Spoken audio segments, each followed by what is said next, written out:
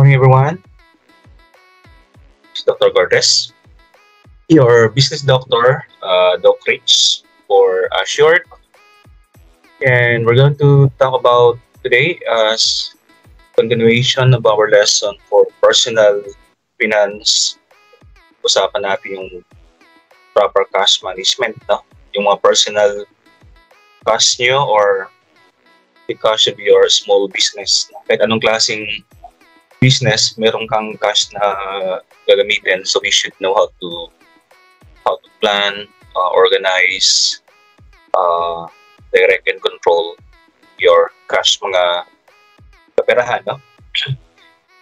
So ito yung ating list of topics for today to cover the importance of cash, basically understanding what is cash in your business or personal, understanding cash management, and what are those causes of inadequate management of cash, or those problems or challenges that will arise pag ikaw ay merong cash business or personal.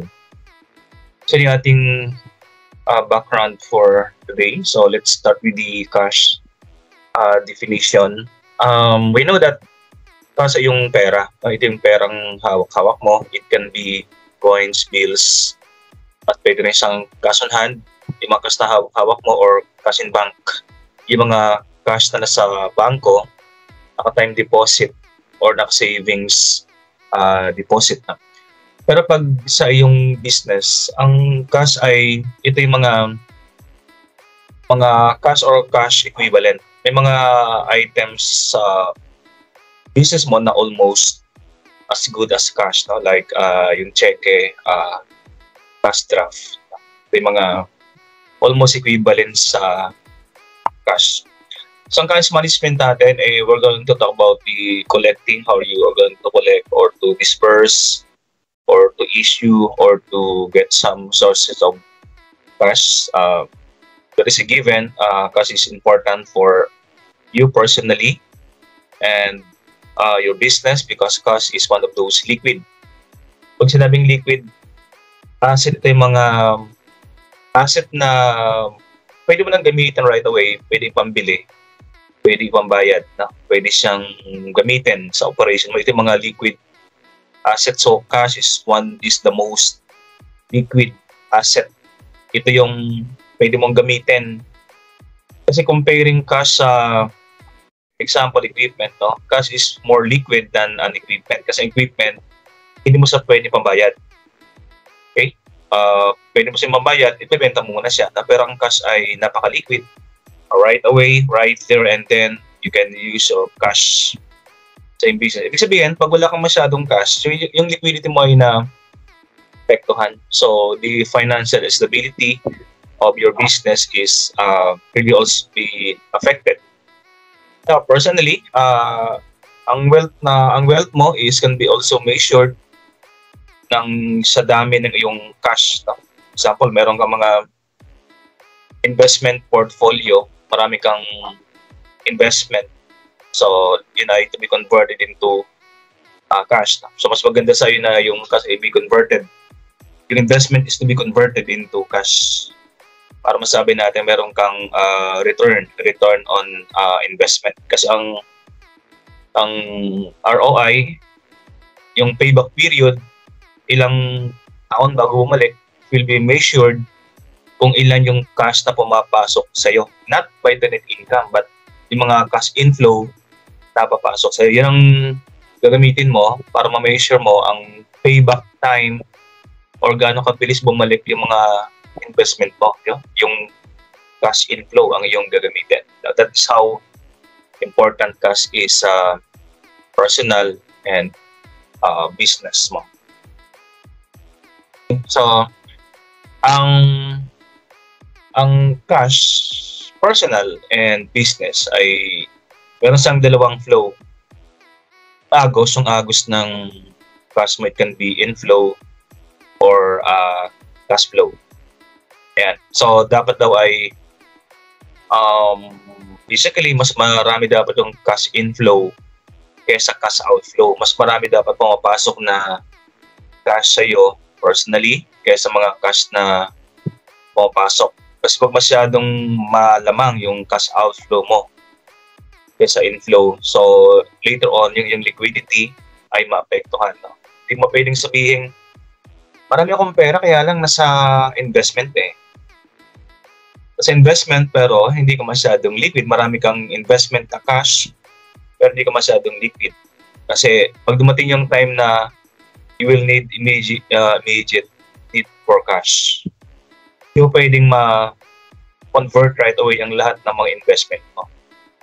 So magandang meron kang good cash balance sa iyong balance sheet or sa iyong cash in bank or cash on hand. Okay, cash inflow majorly include account receivables and cash outflow. Ang account receivable, ito yung mga pautang. No? Basically, we should always collect right away ang ating mga receivable. Kasi we can't avoid receivable. We can't avoid pautang mo sa business. Kasi the trend daw is, at ikaw naman, di ba, try naman tayo, we don't pay cash right away in our purchases. Mas preferred natin yung mid-term or using our credit card or installment or long term, no? So ganun tayo, di ba? So same thing with our customers, no? They prefer not paying in cash always. They prefer paying with their credit card. Pagtatanong sa atin okay, I will buy your product pero ilang terms, ilang days ang bago sa bayaran. Pwede bang 30 days, 60 or 90 days? No? So basically, that is the actually what happening, right? On account, not always on cash, on account. Now the challenge for you is to collect yung mga receivables mo right away para yung mga cash inflow mo ay marami. Kasi pag, for example, you don't have a good account receivable collecting technique, so wala kang makukolekta. So marami kang pautang, wala kang nakukolekta. At darating yung time na, it happens to you all guys, no? Hindi lahat ng pautang mo ay nakukolekta. For example, pag may pautang ng 1 million pesos, you expect, pag marami yan, at naipon ay naging 1 million pesos, yung 1 million pesos na receivable mo or pautang, hindi mo yan makukolekta. On the average, hindi mo yan lahat makukolekta. Meron siyang mga customer ka na hindi magbabayad or they will default in payment. No? So mga receivable, you don't expect na ang receivable ay magkakolekta agad. Kasi may tinatawag tayong mga doubtful accounts or uncollectible accounts. Pag meron kang negosyo or personally, kahit ikaw, di ba, kahit ikaw nanonood ngayon, meron kang uncollected accounts. So 20% of your receivable should be allocated or you should treat those 20% as uncollected. Conservatism. No? Para pag hindi talaga na siya nakolekta, okay na kasi anyway, you have an allowance for uncollected accounts. So you don't expect na lahat magkakolekta yan. Kasi pag in-expect mo lahat na magkakolekta at hindi na nga nakolekta, so you are frustrated. Pero pag merong allowance para dyan, like 20%, example, 1 million, 20% is uncollectible at 200,000 pesos. At hindi siya nakolekta, okay lang. Kasi, anyway, those are allowance for uncollected. Pag receivable yun. Now, pag ikaw naman ay, yung outflow mo, it goes to your payables. Mga pautang, binabayaran mo sa personal. Meron kang pautang sa parents mo, kamag-anak, fiancé, kapatid. Or yung mga utility companies, mga payables to electric company, payables to water company, payables to internet or communication company like PLDT. So meron kang binabayaran doon. Those are the payables. So your cash outflow ay napupunta sa mga purchases and payment of your payables. Purchases, pag meron kang binili, and payables, pag meron kang binayarang utang. And basically, ang receivable, you should collect receivable as early as possible. Like, kung pwede nga lang, 30 days no, ang pautang mo or 60. Bihira na yung 90. Imagine, 3 buwan, di ba? 3 buwan bago ka bayaran. Or pag medyo malaking account yan, pag sa company, sometimes they will give 124 months. masyado na matagal, like 4 months. Pero pag personal, matagal na siguro ng 30 days. 30 days na babayaran sa'yo pag receivable. Na pag payables, you can delay. Pwede ko sinabing magbayaran na. Ang sinasabi ko dito, if it is possible, you can delay the payments of your payable. Pwede kang makiusap. Pero babayaran mo naman sa hindi mo sa tatakbuhan. Pwede ba, sir? Pwede bang next month na lang yung utang ko? O, di ba? Payable mo yan. You can delay. Pero pag receivable, kolektahin mo. Ayan. So practically, while cash outflow like payments to suppliers, to banks, payment to operation expense like salary, advertising, supplies, repair and maintenance, yan. Payment to the government, like the BIR or the DTI, pag meron kang negosyo or sa CTO. Cash inflow, those are cash outflow. Pinabayaran mo yan. Pero ang cash inflow, yung cash outflow, cash payment talagang you are certain na mababayaran mo yung dapat, di ba? Kasi ang utang mo sa bangko, meron siyang term. Utang sa electric company, utility company. Meron siyang time, meron deadline. Those are certain. Certain mo siyang babayaran. Ang tricky, or sometimes we are uncertain, ay yung mga receivable, collecting receivables or cash inflow. Kahit nga kasi deadline na yung ating deadline na yung pag-collecta sa kanila, example, ito may kukolektahin ako dito like today December, today November 30. Tapos ng buwan may kukolektahin ako. Sabi mo, di ba? But sometimes these are tricky. Minsan hindi mo siya nakukolekta. Minsan wala yung tao doon. Or minsan makikausap yan. Pwede bang next week? Ayan. So, tricky pag sinabi natin cash inflow, mahirap mangolekta. Ayan. Pero tayo mabilis na magbayad eh. It is up to us kung babayaran natin o hindi. So, mabilis. Pero yung collection, we can control sometimes the collection. Yung cash inflow, pag yun ay pinagtaguan ka o nakiusap sa'yo, di ba, wala ka ng collection or cash inflow for a certain day. Yeah, so, cash inflow are tricky.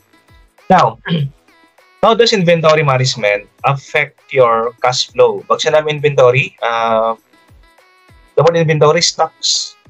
Pag meron kang binibenta, if you have stocks intended for sale, yun ang inventory. So, depende sa'yo kung anong inventory mo. Pag nagbibenta ng mansanas, inventory mo mansanas. If you are selling vegetables, the market, your inventory are the vegetables. Pag meron kang grocery store, lahat ng stock sa loob ay inventory. If you are selling cars, your inventory are cars. Yan. So, how does inventory or inventory management affect your cash inflow? Pag masyado kang maraming stock na nakatago sa iyong bodega at hindi na ibenta, we call those as trap sales. Nag-stay sa bodega mo, sa warehouse ng inventory, ano nangyari? Hindi siya nagbebenta kaagad. Pero nagbayad ka na doon. You already spent amount sa pagbili ng mga inventory na yon. Tapos nakastock lang sa iyong warehouse. Sabihin, trap. Kita mo? Yung pera lumabas na, cash outflow, pero ang pera ay inflow, hindi pa sa pumapasok. Kasi nakastock or na-trap. So, anong mga reason? So, ibig sabihin, pag marami kang nakastock ng inventory, example, isang bodega, punong-puno, di ba? Isang taon, di nabibenta yan. So, walang pasok ng pera. So, trap. So, anong nangyari? Since wala kang cash inflow, pero binayaran mo yon, wala kang liquidity. Your liquidity will be affected by a higher cost of inventory. Hindi lang yun, no? Pag wala kang inventory, gumagastos ka sa guard, nagbabantay ng inventory mo. Gumagastos ka sa warehouse, example, if that is choco, ang choco dapat refrigerated. So, naka-aircon. Imagine, gumagastos ka sa air conditioning cost mo ng chocolate mo, pero hindi pa nagbibenta. Pero yung gastos for electricity, gastos for the storage fee, for the space, and gastos for the security personnel guarding or manning the warehouse. Meron ka ng pera ng palabas. So what should you do or what should you be doing? Your company or yourself should aim a faster turnover of inventory. So mas mabilis na turnover or pag sinabi turnover, ito yung stock mo na ibenta kagad. Pag binili ka hapon, o yung araw na ibenta kagad. So this fast turnover of your inventory. That's very fast. So, ibig sabihin, yung pera ay tatanggap or converted kaagad into cash. Yung inventory. Hindi siya nagstay. So, pangit tayo masyadong marami. Kaya ang ibang companies like Toyota, ginagawa ng Toyota, we have this JIT, they call this the GIT. Just in time inventory. Ibig sabihin, they don't maintain high inventory sa kanilang mga warehouse. Kung kailan kailangan yung inventory, saka pa lang nila ilalabas. They don't stock. Right? But of course, ang JIT or just in time, meron siyang disadvantages din. Pero in that part na na-convert ka agad, that is efficient for Toyota, yung ganong klase ng inventory. Ayan, so your inventory will affect your cash flow. Now, let's go to the receivable management. Once again, receivable and inventory, pareho silang asset. Pareho silang ari-arian ng iyong company. Then how does receivable management affect your cash flow? Sa isang company raw, pag yung credit period mo ay masyadong matagal, like it ranges from 30 to 90 days. Ayan, ang receivable, yan ay mga benta mo na on account or on credit.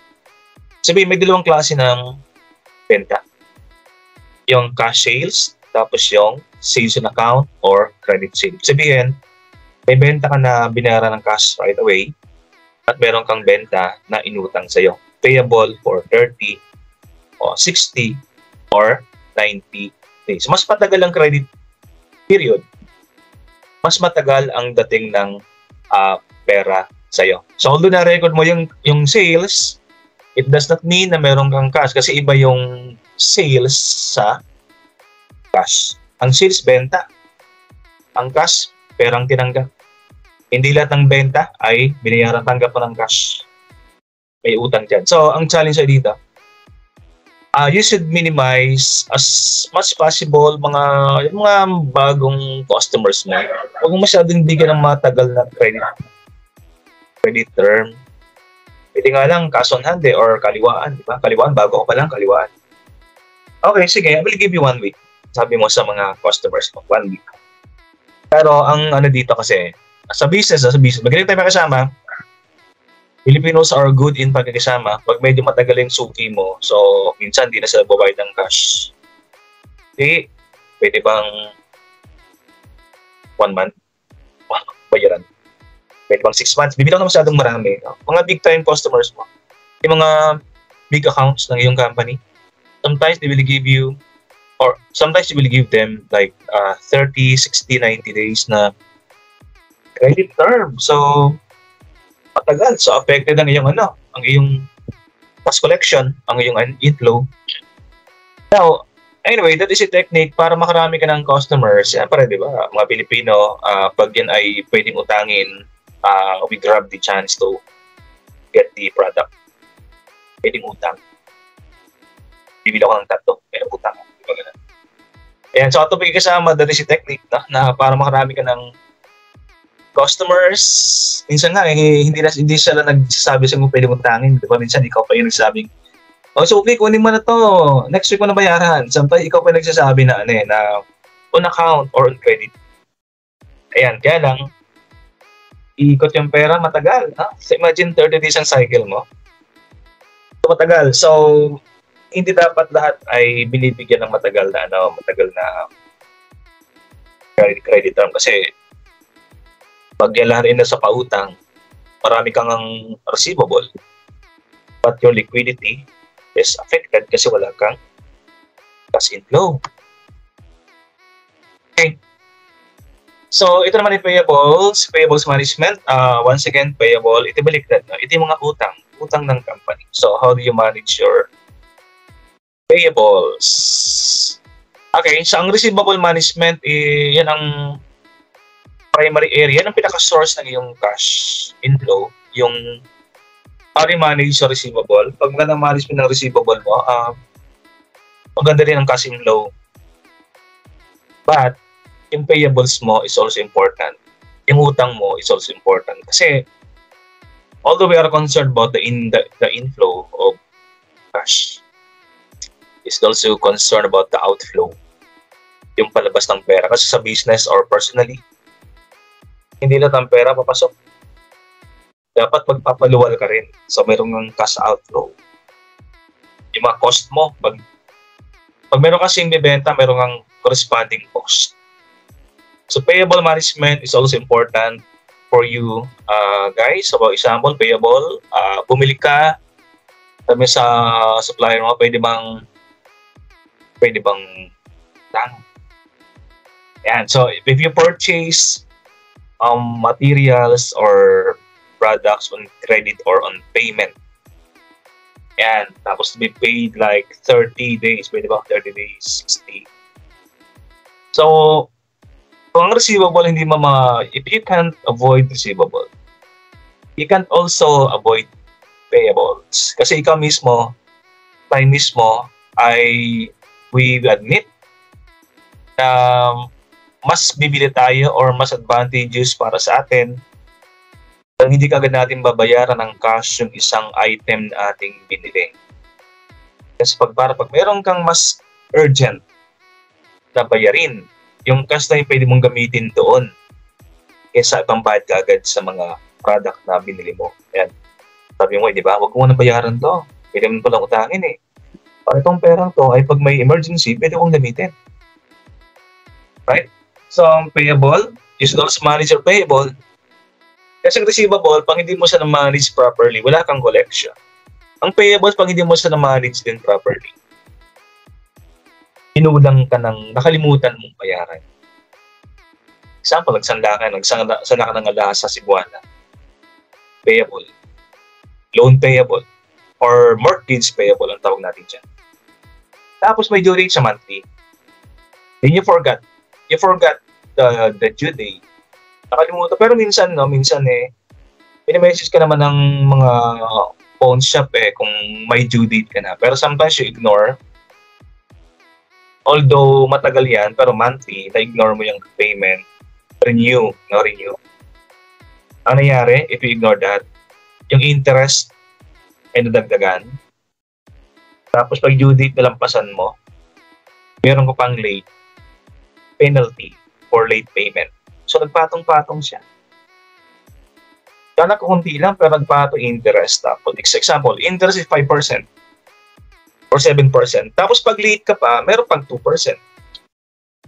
So that is like 9%. 9% na patong. 9%. So every 100, that is 9 pesos. Diba? Sa every 1,000, that is 90 pesos. Ayan. So we should also monitor the payables. Dating one. Pag ikaw ay you don't have a proper payable management. Hindi mo nabayaran ka agad, papatong. And yung credibility mo or yung credit score mo doon sa pinagkautangan mo, bababa. Baka next time, hindi ka na pautangin. Diba? So wala ka ng source of fund na pwede mong utangan. Like banks, nag-default ka sa banks. So next time, yung iyong credit score ay papangit na. And the same thing, okay na umuutang ka rin.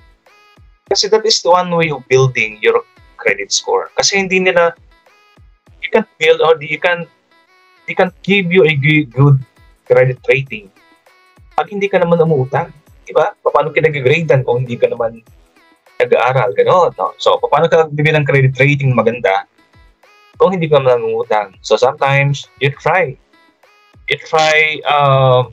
getting credit, build your credit score. Kasi later on, although maybe you don't need yet the fund, but later on, you will need bigger fund na sabi ng bangko, patingin po ng inyong credit score or credit rating, wala kang may pakita.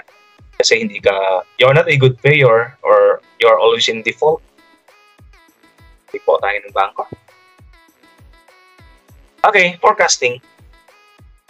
Forecasting can also affect your cash management. So, while planning investment, yung mga investment natin nag-usapan for the past few meetings, you should also ensure profitability ng yung investment na ginawa, like investment in bonds, investment in stocks, investment in savings account. Ayan. So, contingency, itong pera ba ito? Ito bang pera na ito hindi mo kailangan? Pag hindi mo kailangan kasi savings mo yan, invest. Pasok mo yan, no? Pero siyempre, mga investment di mo sa withdraw agad like time deposit.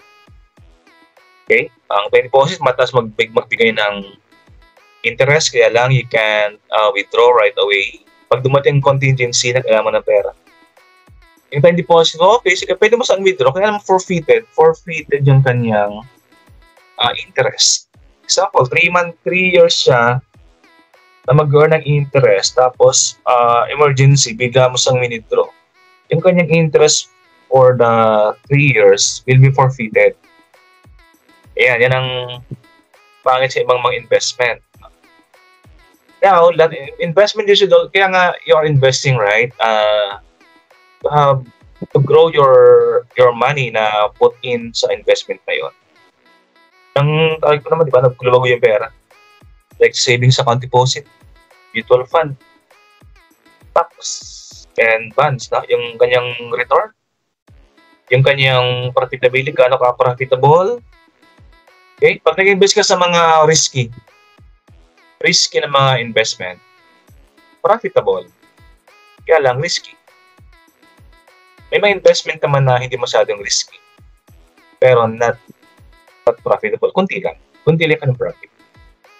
Yung trade-off no? Yung trade-off. So it can affect your cash inflow.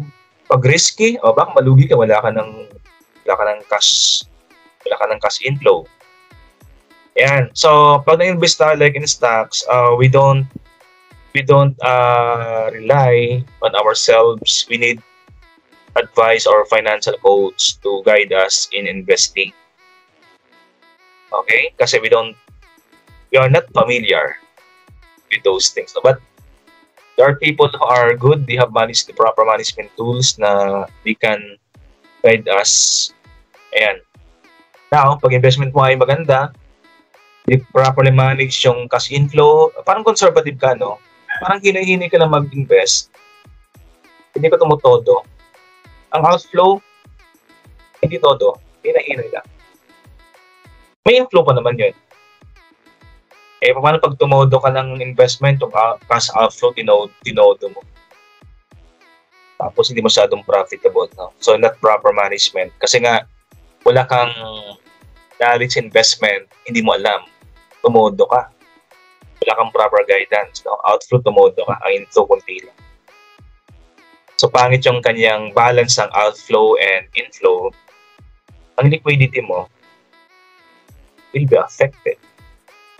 But if the investment inflow and outflow are properly monitored, kasi meron kang mga kakilala, meron kang mga kasama na tumutulong sa iyo.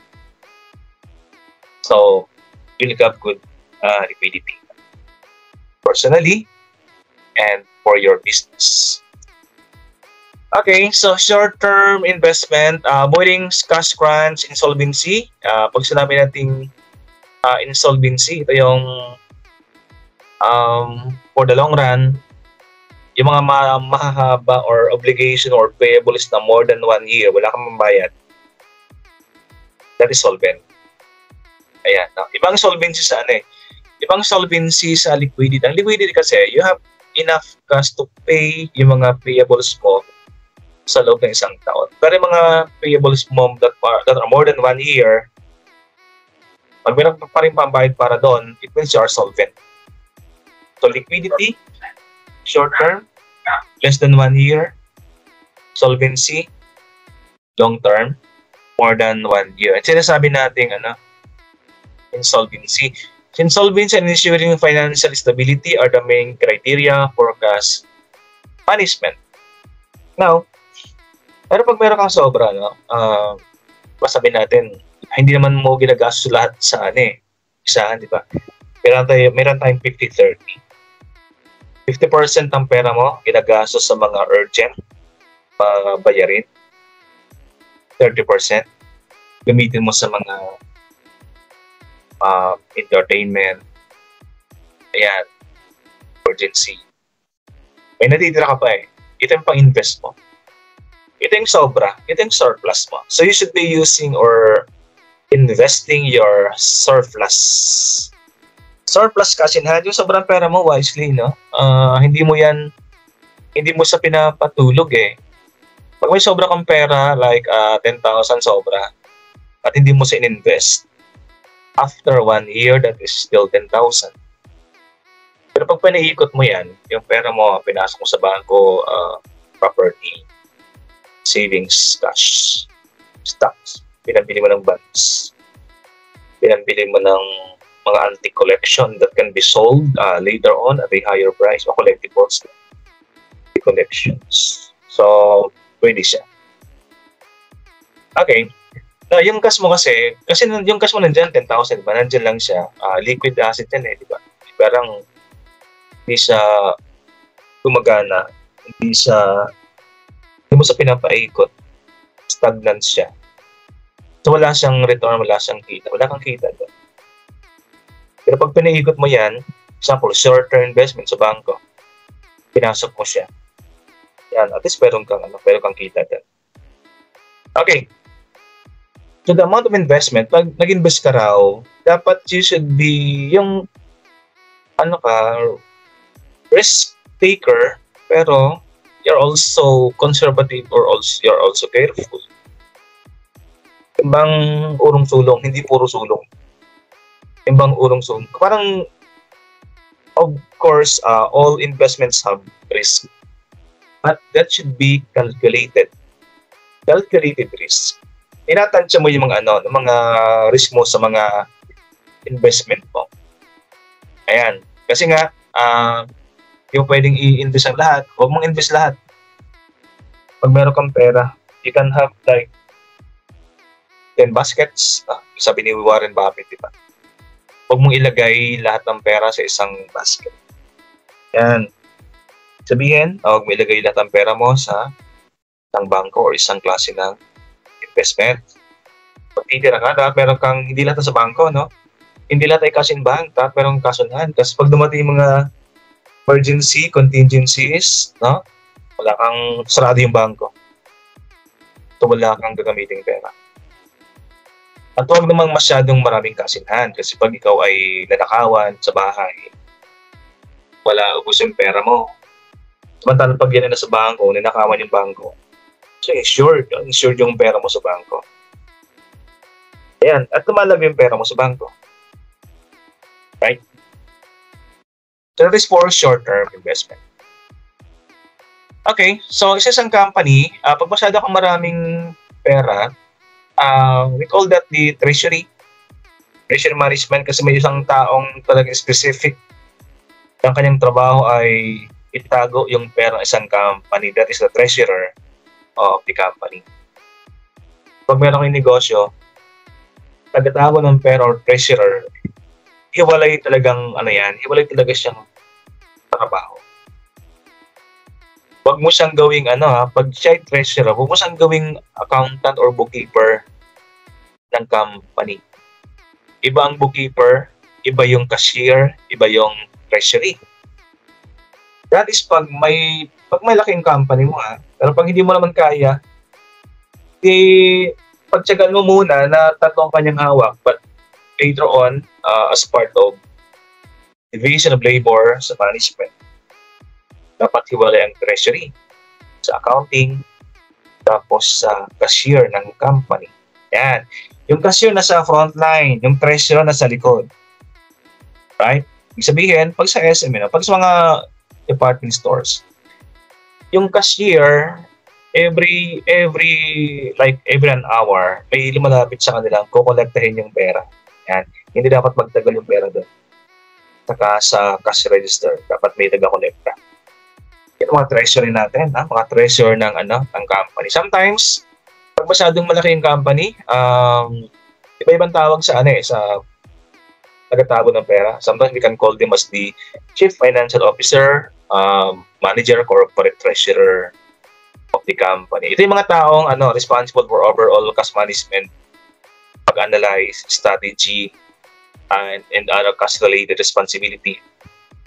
Yan. So, dapat meron kasi talagang taong nagatutok sa pera kasi ang pera is the most important, the most liquid asset of your company. Now, may mga negosyante or ikaw personally, nag-fail sa cash management kasi meron silang iba-ibang reason bakit sila nag-fail sa cash management. No? Ang pinaka-common dyan, yung cycle. Yung a poor understanding or they don't understand the cash cycle of the company. Pag sinabing cash cycle, nag-start siya dun sa nung binili yung stocks, example, November, December 30. Bumili ka ng stock na pangbenta. Ngayon, ang cash cycle nag-start dun sa pagbili mo ng inventory. Okay? Inventory mo, ibebenta mo yan. Pag nabenta mo yan, uutangin sa'yo yan. Pag uutangin sa'yo yan, babayaran nila yan. So, ganun katagal yung ganun katagal yung cash cycle. Sometimes, example, November 30, bumili ka ng inventory. Tapos, naibenta yan noong December 5. Display mo sa December 5. Nabili sa December 10. Okay? Inutang sa 30 days. So, December 10, January 10 pa pala mababayaran. So, December 30 to January 10, that is the length of the cash cycle of the company. So, ibig sabihin ng cash cycle, kailan ma-convert into cash yung iyong inventory na binili para ibenta. So, sometimes, it causes poor cash management, the poor understanding of your cash cycle. Yan. Pangalawang reason, profit versus cash. Sometimes, pag nakabenta ka or tumubo ka or kumita ka, sabi mo, ito na yung cash. Example, nagbenta ka ng 10,000. Ang tubo mo ay 2,000. Yan ang profit. Yan ang income. Pero hindi yan palagi yung cash. Kasi, ang benta mo minsan, hindi binabayaran ng cash. Minsan, inuutang sa'yo. Pero benta na yun. So, iba yung cash sa profit. So, magpipili ka talaga pag wala kang ganun. Now, pag wala kang management skills, proper cash management skill. Example, pag sabing management, you have a poor planning. Poor planning of cash. Saan mo siya gagamitin, hindi mo na-anticipate. Na marami palang outflow. You have poor organizing. Pag-organize ng cash, example, sinong bibigyan ng mga credit limit or kailan ka magbabayad. Yan. Tapos staffing din, Staffing, yung collector mo, hindi masyadong masipag. It will affect your cash. Di ba? For control of your cash, hindi masyadong monitor, kinukupitan ka na pala. Or di mo na monitor, masyadong palang matagal ang isang receivable. Lumampas na pala siya ng 90 days. Hanggang dumating yung time na hindi na siya mababayaran. Lumipat na yung tirahan, yung utang, or lumipat ang BIS address yung umutang sa'yo.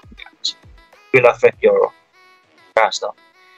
At syempre, bad capital investment will also affect your cash, no? Nagkamali pag-invest, bumili ka ng stocks, no? Yung stock pala yung company pala binili mo lang stock ay hindi masyado magandang performance.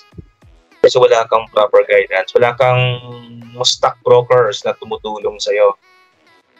Pag bumili ka ng property, no? Yung lugar hindi masyadong maganda, hindi masyadong marketable, hindi masyadong feasible na pasukan ng negosyo o residential. So, okay. So, bad capital investment can affect your cash inflow. Importance of cash. This one is a given. So, umpisa pa lang na slide natin. We already discussed the importance of cash kasi cash is the most liquid of your assets. Ibig sabihin, ito yung mga madalas mong gamitin sa iyong operation.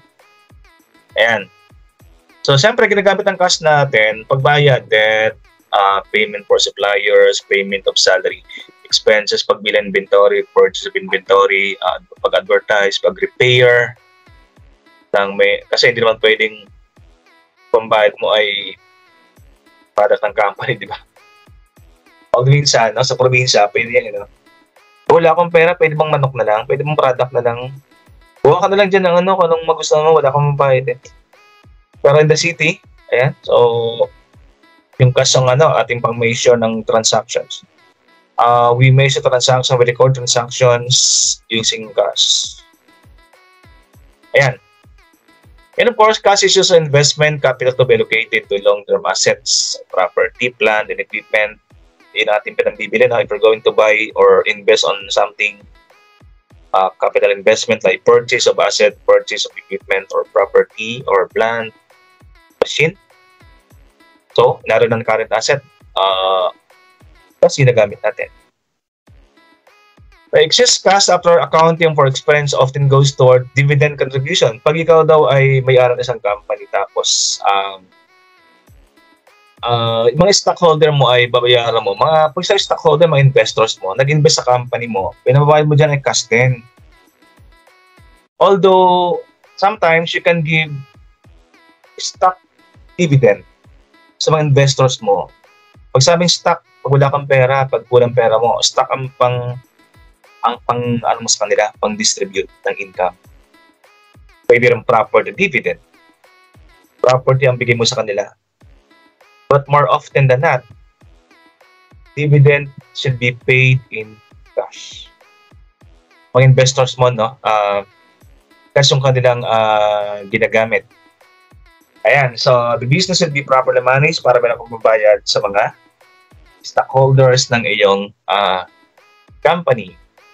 Kahit sa atin, di ba, kahit ikaw masama may pag wala kang pera. Masama ang iyong loob, nakasimangot ka. Pag wala kang pera, pag wala kang na-withdraw, pag hindi na kakolekta, pag wala pang sweldo, pag hindi na pa nagbayad, that is major concern para sa atin. That's a given, kasi very important para sa atin, negosyante ka man or hindi. Okay, in our organization, the Chief Financial Officer, ito yung mga namamahala, sometimes we can call them as the treasurer.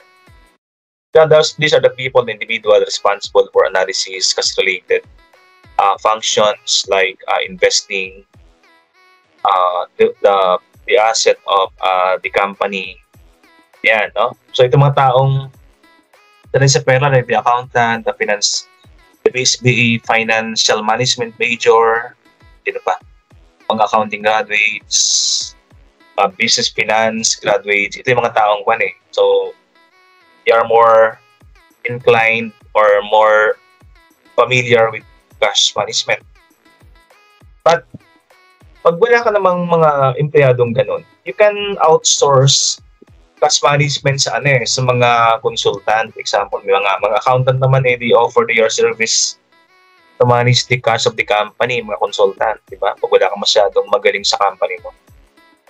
Pagbigyan mo sila ng 20,000 per month. Siya na bahala sa cash management, recording of transactions, investing.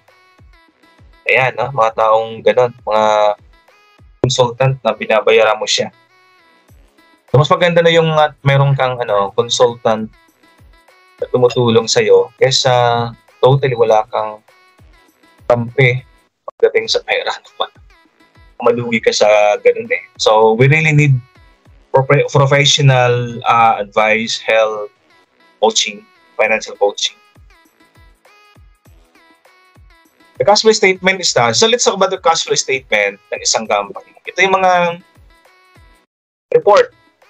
Gusto mong malaman, kasi hindi man natin kinakabisado lahat we can't memorize all of those things. Kung saan ang galing, saan ang napunta yung pera. So meron ka dapat na report. Itong report na to, isang tinginan, alam mo kung saan ang galing, saan napunta, at magkano ang cash balance ng iyong company. So we call this one as the statement of cash flow or cash flow statement. Ito, basically, ginagamit ito ng mga companies. Pero ikaw naman, you can also have this one personal cash flow statement of the company. So meron siyang tatlong component. Cash flow statement has three components. It has three parts. So basically ang cash flow statement, ito record na nakalagay dyan lahat ng inflow at lahat ng outflow ng company. Yung unang component niya, ito yung operating, the cash flow from operating activities ng business. Sabihin, lahat ng pera na ginamit, lahat ng perang ginamit, lahat ng perang pumasok na related the business operation po. That is part of the operating activities. Ito yung una. Operating activity ang una. Example, pag nagbayad ka ng sweldo, kasama yan sa operating activities. Pag nagbayad ka ng kuryente, kasama yan sa operating activities. Pag ikaw ay nakakolekta ng pautang ng company, operating activity yan. Pag ikaw ay nakabenta, operating activity yan. So malalaman mo sa activity if the cash inflow or outflow is part of the normal operation of the company, the business. That is part of operating activity. Okay. Yung pangalawa naman, operating una, di ba? Yung pangalawa yung investing. Invest activities, example dito, nag-invest ka. Pumunta ka ng bangko, nag-deposit ka, that is part of investing of the company. Bumili ka ng stocks, that is part of investing of the company. Ayan. Ang financing naman, example, yung may-ari ng company ay nagdagdag ng pera. Nagdagdag ng pera sa business. That is part of financing activity. Pero sa tatlong yan, ang pinakamarami ay yung operations activity. Kasi nga, ang operations activity, marami kang ginagawang operation sa loob ng iyong company. Okay? Now, yung tatlong yan, pag pinagsama-sama mo yan, may pinanggalingan, may ginamitan, then pag inag mo lahat yan, may matitira eh. Okay? Itong tinatawag nating the cash balance of the company. Ilan yung natirang pera, ilan yung available balance ng company. Yan ang pinakailalim ng cash flow statement. Kung malalaman mo sa cash flow statement, ang dami, no? Magkano galing sa operation, magkano galing sa investing, magkano galing sa financing. Pag pinagsama-sama mo yan, malalaman mo magkano ang natirang pera ng company or the cash balance of the company. Or yung pagtaas niya, pag-increase or pag-decrease ng cash, pinapakita yun ng cash flow statement. Okay? You can have a format, you can have you can Google the sample or format na pwede mong gamitin sa cash flow statement na pwede mong gamitin sa negosyo mo or personally. Okay. Do you understand? So once again, operating, we're still on the cash flow statement. Ang operating part ng cash activity ay ito yung mas maraming ginagawa sa operation ng ating activity. Okay? Ito ay based sa mga sa isang company kasi meron kang asset. Meron kang current asset. Pag sinabing asset, ito yung mga ari-arian ng company na ginagamit sa business like cash, receivable, investment, supplies. Current asset ang tawag natin dyan. Kasi maraming klase ng asset sa company. May asset na masyadong malalaki. Pwede mga asset na maliliit lang like cash, receivable, supplies, investment. Current asset ang tawag natin doon. Pwede mga asset na masyadong malalaki like building, land, equipment, property, yun ay mga non-current asset ang tawag natin dyan. Tandaan nyo ha, non-current versus current asset. Okay, mga ari-arian. Now, meron ka rin mga liability na current liability at long-term liability. O pag sinabing current liability, mga utang ng company na dapat bayaran sa loob ng isang taon. Like, kuryente, PLDT, bayad sa tax, bayad sa supplier, no? Mga current yun. Payable within 1 year, current liability. Now, may long-term liability, opposite. Long-term liabilities are payable for more than 1 year. Ayan, example, yung company mo ay may biniling equipment, tapos payable siya for 5 years. That is non-current liability. Pero dito sa slide ito, pinag-usapan natin dito yung current. Current asset lang, tapos current liability. Ayan. So, bakit? Kasi, pag pinag-compare mo yung current asset tapos ang current liability mo, example, ang current asset mo ay 50,000 pesos. 50,000. Your current liability is 20,000. So, 50,000 versus 20,000. Mas malaki yung current asset mo. No? So, pag minus mo, 50,000 minus 20,000, ang natitira ay 30,000. Sir, anong tawag natin sa 30,000? Ang tawag natin sa 30,000 ay working capital. Yan. So, working capital is the difference between the current asset and the current liability. Yan. Ibig sabihin, yung pera natirang 30,000, yun ay part ng operating inflow ng iyong financial statement. Okay? So, dapat nating i-maintain palagi na mas malaki ang ating current asset kaysa ating current liability. Maganda yan, no? Pag mas malaki current asset mo kaysa current liability, that is a good performance, good sign for the business. Kasi mas malaki ang asset, mas malaki ang working capital. Now, pag binaliktad mo, no? Ang current liability mo or utang, 100,000. Ang current asset mo, 90,000 lang. Question, meron kang working capital? Wala. Pag wala kang working capital, ibig sabihin wala kang panggamit. Wala kang gagamitin sa operation ng iyong company. If that is the case, ang iyong operating inflow ay pangit. Wala kang gagamit. So, as businessman, you strive or you reach for a bigger current asset than your current liability para mas malaki iyong working capital. Yes. Working capital balance. Okay, yung ibang parts ng cash flow statement ay yung pangalawa, no, the investing activity. Pag sinabi natin investment, example, bumili ka ng property, bumili ka ng real estate, bumili ka ng bagong equipment, that is investing. Kasi equipment, property, building, hindi sa expense, no? Those are investment of the company. Hindi sa gastos. So don't treat, pag may binili ka daw na equipment or property, don't treat those as expense. Treat those as investment of company. Yan. So ano naman yung financing activity ng company? Ito, pag nagbayad ka ng dividend, pag nangutang ka sa bangko, pag nag-invest sa may-ari ng additional ka sa business niya, that is part of financing. Pag sinabing financing, that is you get financing from outside source. O nagbayad ka ng dividend. Ang dividend kasi, hindi siya part ng operation kasi yan ay mga taong tagalabas ng company, no? Mga investors are from the outside. So pag binayaran mo siya, that is not part of operating activity. Those are part of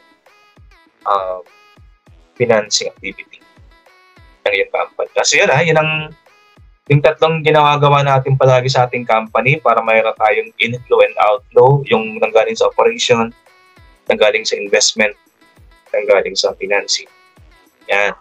As part of your cash flow statement.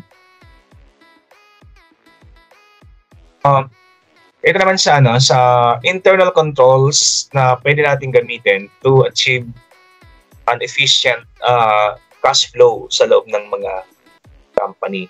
Pero tayong mga ginagawa mga technique para ma-assure natin na magandang ang cash flow ng pera sa loob ng company. Mga internal control where you can copy. At nga pala, before we continue, subscribe naman sa aking munting channel. Support naman aking munting channel. So, I have 2 channels, no? Itong channel na to ay para sa mga lessons on business and management. Yan. Okay. Tuloy natin, no? Internal control, paano ma-assure natin yung good cash flow ng isang company. Firstly, yung average length ng account receivable. You consider yung length ng pautang mo. Baka masyadong matagal, no? Baka masyadong matagal yung pautang mo, hindi na nakokolekta. Baka karamihan 90 days, no? Baka karamihan 90 days ang pautang mo. Or pag yung receivable mo ay lumampas ng 120, kasi 120 lang minsan yung limit, no? Dapat 4 months lang pinakamatagal ng pautang mo o receivable. Pag nakita mong sa 150 days ng overdue, so, lalo mga overdue account, no? Hindi natin na-monitor. Kasi wala kang listahan. Hindi mo ni-monitor ang receivable ng iyong company. So, baka may nakalimutan kang singilin. If you don't have a good account receivable management, walang monitoring, baka ang kinokolekta mo lang yung mga bago lang, hindi mo na natutukan yung iba. Sayang naman. Yung pala yung more than 1 year, 1 million pa pala yun. Hindi nakalimutan mo sa kolektahin. Okay. Write-offs for uncollected receivable. Yung mga uncollected, ito yung mga you should avoid this one, mga hindi na nakakolekta. Bakit umabot sa mga ganito? Na merong mga receivable na uncollected. Although, may allowance ka para dyan. Pero maganda dito yung yung lahat naman kakolekta. So, bakit hindi na-kolekta? Example, pag meron kang business na na paggawaan, repair shop. Yung iba ay overdue na, uncollected na, hindi na makakolekta. Bakit? Yung customer kasi ayaw na magbayad sa'yo. Why? Kasi puro back job. Puro back job nangyari sa'yo. Hindi mo pinabayaan nyo, hindi binabalikan. Hindi ka makasingil. Mga back jobs, no? So those are uncollected receivable. O pwede namang ang cost ng iyong bad cash flow yung collection process. Baka naman kulang ka sa collector. Ang hindi na pupuntahan. Baka kulang ka sa follow-up. Minsan, mga customers na mahirap magbayad. Pag hindi mo sila finalo up, wala silang kusang magbayad sa'yo. Without meron ka talagang pag online yan, ilatag mo lahat ng payment, no? Para wala silang lusot. PayPal, Paymaya, Gcash mo, bank account, ilatag mo dyan lahat. Wala silang alibay na hindi alam kung saan magbayad. Mas mahirap pa yung physical pag wala kang online collections platform. Pupuntahan mo yan. May nutusan ka collector. Nakasiguro ka ba na pupunta siya doon, di ba? So baka hindi. Kasi may mga honest na collector, meron ding dishonest collectors.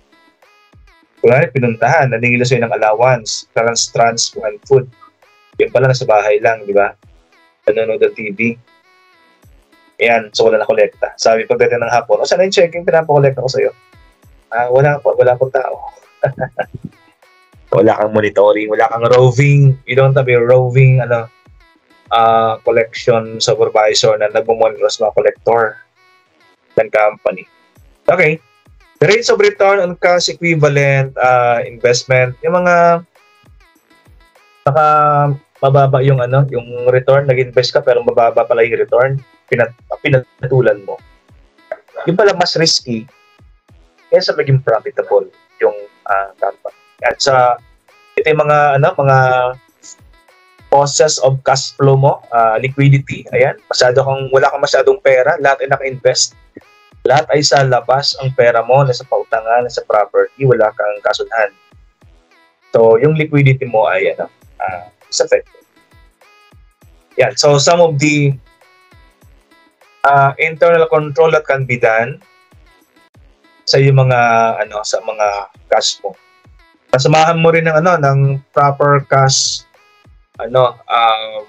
dito, cash storage, no? Kasi mga nakakolekta ka nga, kaya lang nananakaw yung pera sa loob ng company kasi wala kang kahadiyero o hindi ka nagde-deposit palagi sa bangko. So make it a point na nagde-deposit ka. Pag mayroon ka tindahan or grocery store or bake shop, make it a point na every end of the day, yung katabi mong bangko, puntahan mo, mag-deposit ka doon.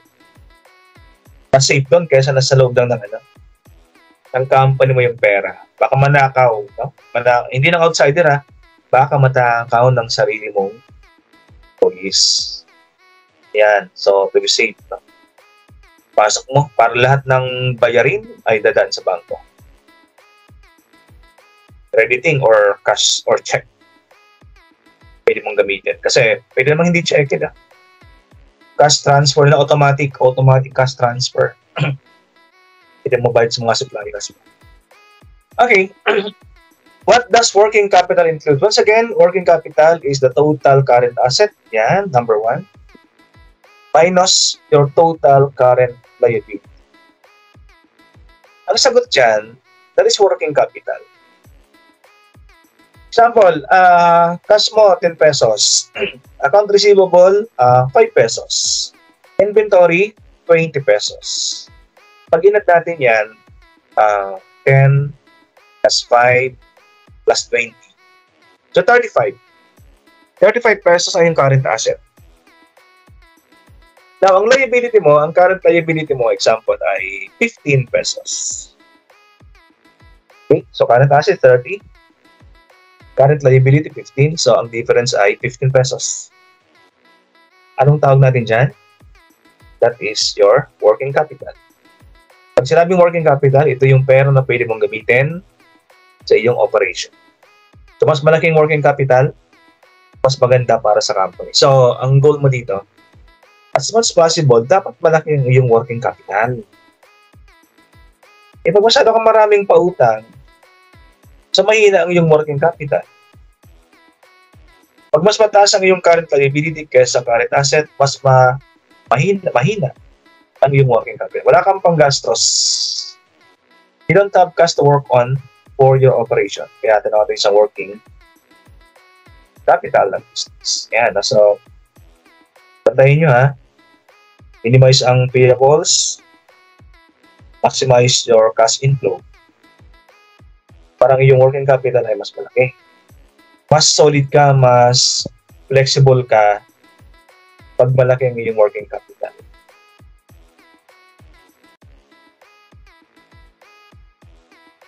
Process of poor management of cash problems in cash management problems or challenges sa cash management niya. So we have a handful of reason bakit ang cash management ay hindi efficient. Sa mga business ang mayroong poor cash management Pag wala silang, pag puro pera lang kanilang puro pera, mukhang pera, puro benta lang, they don't monitor the cash flow. So this can be cause of poor management, poor cash management. Now, some of the problems, some of the causes of problems ng cash management, number 1. Yung sinabi ko kanina, poor understanding of the cash flow cycle. Ayan. So, nagtatagal example, di ba sabi ko kanina, ang cash cycle ay nag-umpisa yan doon sa nung binili mo yung iyong stock na pambenta. Tapos nung binili mo siya, nagtagal sa inventory.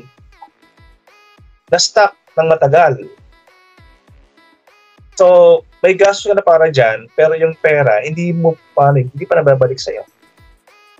Kasi ang tagal ng kanyang cycle sa inventory. Dapat naka-convert ka agad into cash. So, ang for understanding of the cash flow cycle, as much possible, we should shorten the cash flow cycle. Pag masyadong matagal yan, example, 3 months, ang cash cycle, ibig sabihin ng 3 months, tatong buwan ba ma-convert into cash yung paninda. Masyadong matagal, no? So, ibenta ka agad. Huwag nang patagalin sa inventory. Or, pag na-ibenta na, mangolekta ka agad. Para as much possible, mas short ang iyong life cycle. Pag nagtagal yan, dami pera mo, pero ang tagal naman ng balik ng pera, di ba? Minsan, nagreklamo ka. Ang tagal naman ng balik ng pera. Diba? We should shorten. The second reason of forecast management is the lack of understanding of profit versus cost. Basahin natin ito. A company can generate profits in the income statement pero wala siyang pera. Sabihin, 10 million na nakalagay sa income statement. Ang profit, 10 million. Pero hindi yan, sabihin ay 10 million ang cash mo. Ibang-iba. Yung income statement, record yan. That is your financial report. Nakalagay sa report, 10 million. Pag binilang mo yung cash ng company niya, wala pa sang 10 million. Yan. Kasi we don't equate income with cash. Ibang-iba siya. Pag sinabi natin cash management, ang pinag-usapan dito, yung cash, hindi yung profit. Kasi iba yung profit. When a company generates a revenue, it does not necessarily mean it already receive cash payment. Kasi inuutang nga. Pag nagbenta ka, hindi automatic 10,000 ang benta mo. Pag lahat ay naka-credit card yan, wala kang cash. Ang benta mo, 10 million, kaya credit card. So, wala kang cash. Natin ang benta. Right? So, therefore, a very fast-growing business that requires a lot of inventory. Maybe generating lots of revenue, maraming inventory na binili. Therefore, maraming may bibenta. Pero, pera, wala. Ayan. So, sinasabi ko kanina, inventory, huwag siyang patulugin kasi pag hindi siya naibenta, wala kang, it can't be converted into cash. Wala kang cash flow. Nandun lang sa inventory, no? Yung pera mo. So, benta ka agad yung inventory na yan. Parang cash flow mo cash flow cycle ay mabilis. Yan. So, those are our two problems. Yung cash cycle, pabilisin. Tapos, yung cash, as much possible, dapat equal ang cash sa income. Yung third reason or cause of problem when it comes to cash management, lack of cash management skills.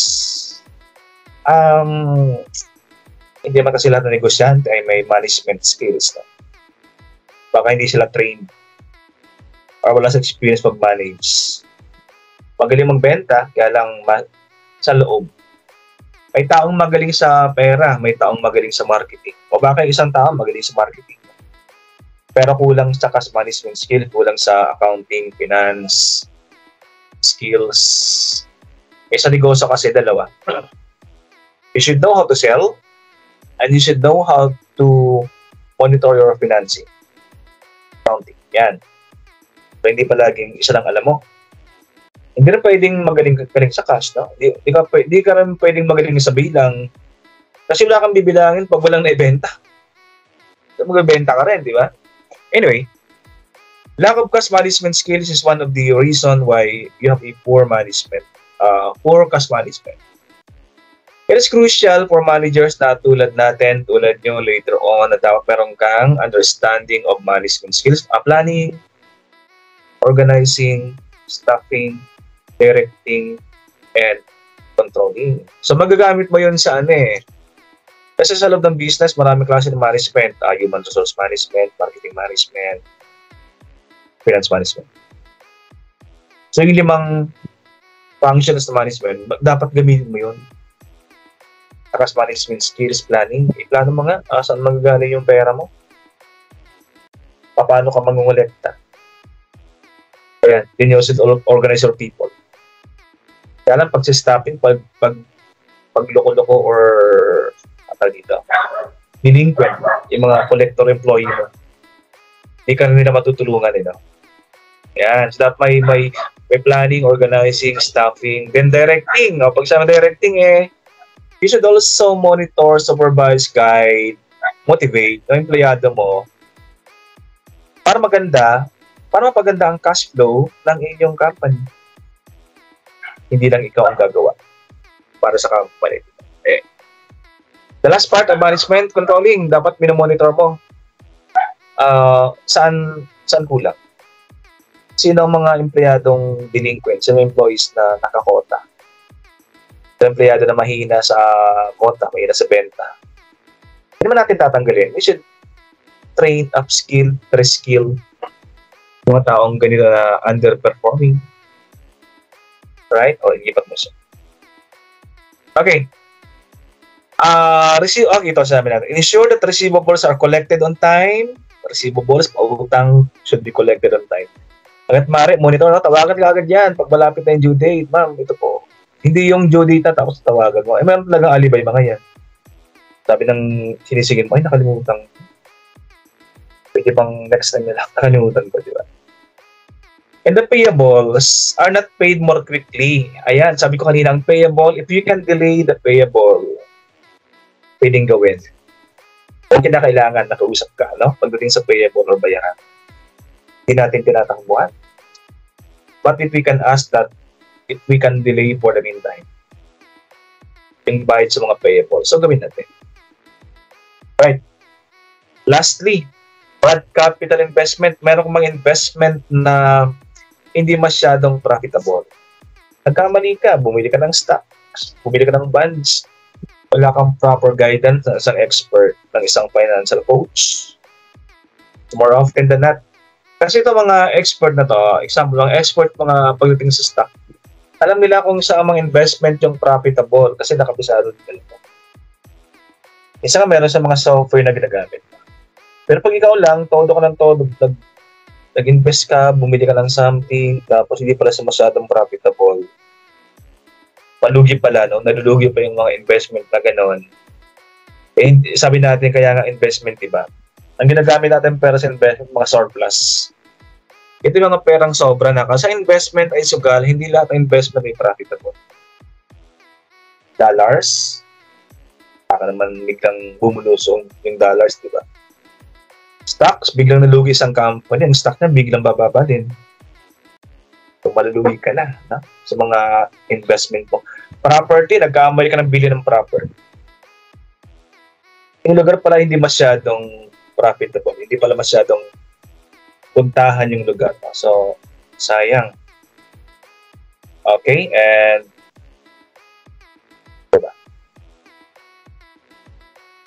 we're down to our last few slides.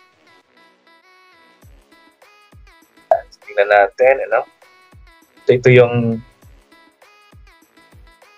okay, this one, ito naman ay tools.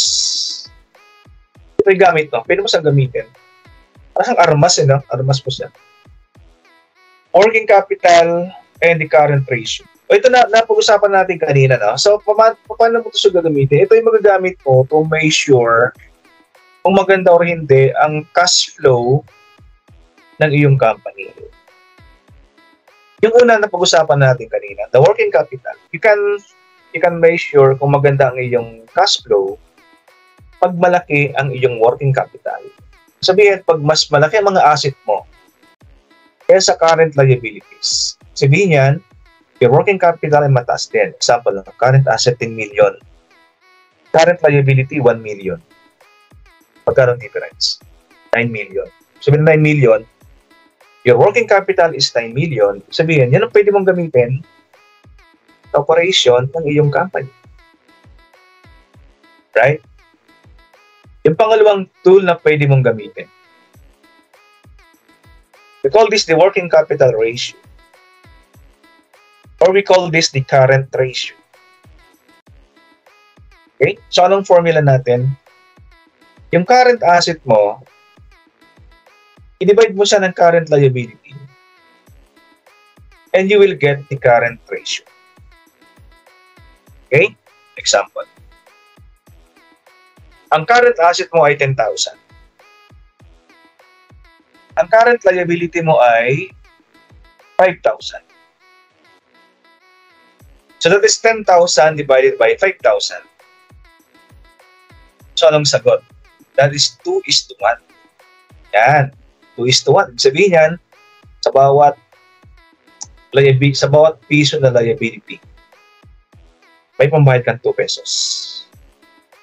Okay? That is the current ratio, 2:1. So, mas mataas ang current ratio, mas maganda. Sabihin, pag yan ay 3:1, maganda. Pag that is 4:1, that is 5:1, maganda.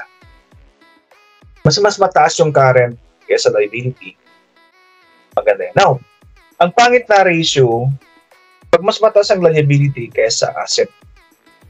Example, current asset 5,000. Current liability 10,000. Pag divide mo siya, 0.5:1. Sabihin, mas mababa yung current asset mo. So, that is not a good performance ng company. Dapat mas mataas yung current asset para mas mataas ang kanyang current ratio. Yan. Sir, ano nga po ulit mga current asset? Ano nga po ulit mga current liabilities? Para makuha namin ang current ratio. Ito. Okay? So, current asset examples ay cash, account receivable, inventories. Lahat na ay current asset na.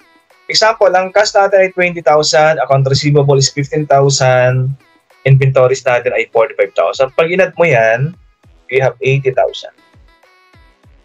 Okay? So, 80,000 ang iyong current asset. Ano naman ang current liabilities? So, basically, current liabilities are utang ng company. Example, utang mo sa supplier, we call that accounts payable. That is 25,000.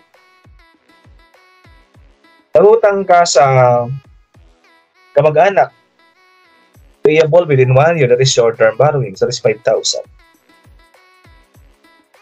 May utang ka sa Meralco, accrued liabilities, hindi pa bayad. Umabot ng 10,000. So, pag inad mo yung lahat yan, 25 plus 5 plus 10, you have 40,000 current liabilities. Ang ganda ng forma.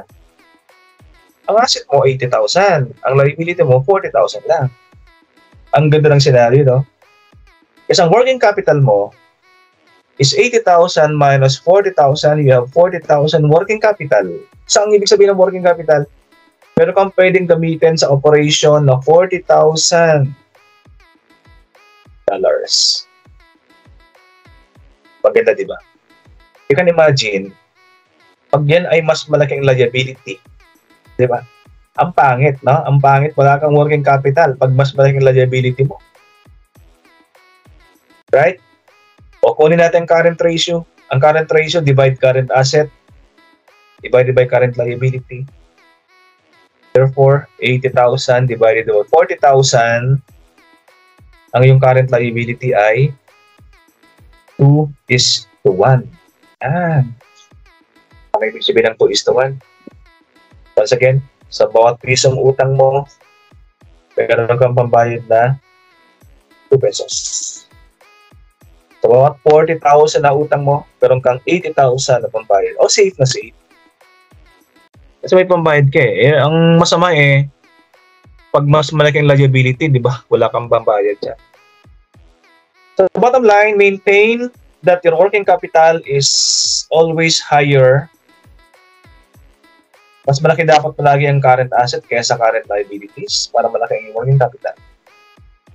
At yung current ratio, dapat ay mas malaki yung sample, 2:1. Mas malaki dapat yung nauuna. 2:1, maganda. 3:1, mas maganda. 5:1, pinakamaganda. Huwag lang mabaliktad. Okay, that is the end of our slide, guys. So I hope that you learned something from cost management tonight. Gagamit natin. I hope that I have shared something. Hindi naman ako masyadong expert, no? But I know I have shared something for you guys, no? Na pwedeng gamitin sa personal finance and finance lang yung sariling company. And before we end, pwede ba pa-subscribe naman sa aking munting channel? Yeah, so this has been Dr. Cortez signing off and see you again guys sa ating mga future lessons. Everyone,